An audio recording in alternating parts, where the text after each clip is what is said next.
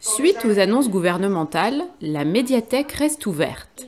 Mais pas que, puisque les cours artistiques menés par Laurent Périgny se poursuivent. Ici, nous accueillons des enfants âgés de 6 à 17 ans dans le respect des mesures sanitaires actuelles. C'est l'atelier artistique qui est en place depuis plusieurs années.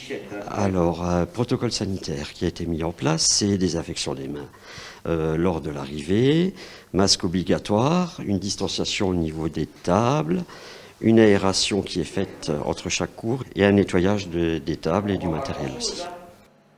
En ces jours où de nombreuses restrictions perturbent notre quotidien, il est important de maintenir une activité créative pour s'évader, évacuer le stress et procurer de la joie.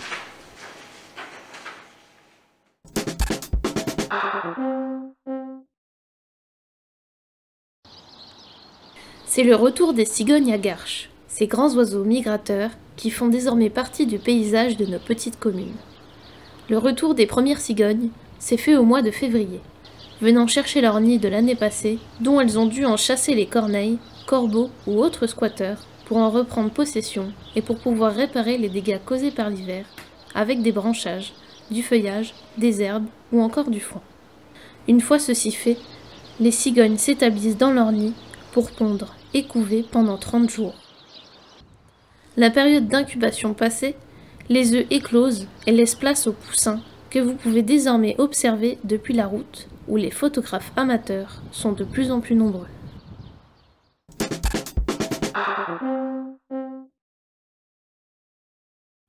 Bonjour, aujourd'hui je vais vous parler du livre audio, des livres qui ont trouvé leur voie.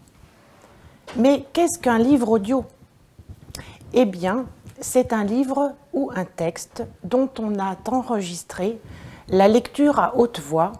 Il peut aussi être issu d'un recours à la synthèse vocale. Le professeur Albus Dumbledore a bien voulu rédiger une préface pour l'occasion.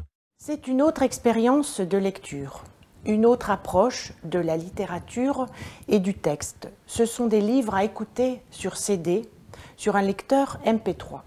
Ces œuvres sont lues par des voix connues ou non, des voix d'acteurs, de comédiens, d'auteurs. Ils s'appellent aussi des audiolivres ou livres à écouter. Plusieurs éditeurs publient ces romans lus, comme Audiolib, fondé il y a 12 ans. Il est considéré comme le premier éditeur en France. Il y a aussi les éditions Sigstrid, les éditions Lizzie et les éditions Telem. C'est la bonne surprise du confinement. Pendant ces mois qui confinent la France, le marché du livre audio connaît une augmentation des ventes spectaculaire de 50% pour certains acteurs.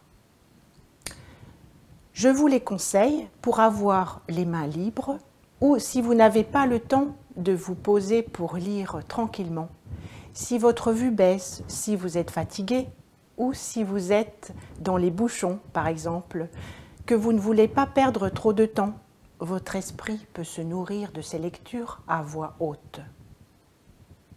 Ici, nous avons une très belle sélection.